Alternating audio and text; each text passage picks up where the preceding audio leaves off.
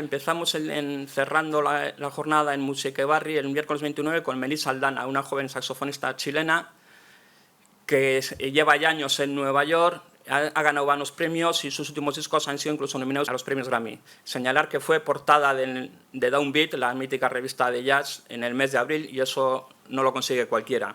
El segundo día, el jueves día 30, tendremos a Sirena Aimé, la cantante franco-canadiense, que nos va a presentar su último disco. El viernes 1 tendremos a Fred Herz, el conocido pianista, compositor, educador de referencia, que posee uno de los estilos del piano más personal expresivos en estos momentos.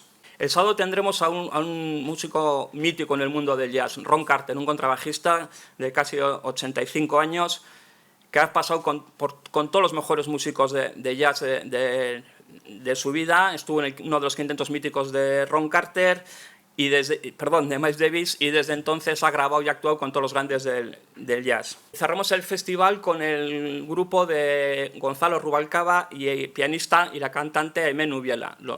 Son todos músicos cubanos y bueno, nos presentarán su último disco en el que harán un recorrido por las canciones muy conocidas de la música cubana.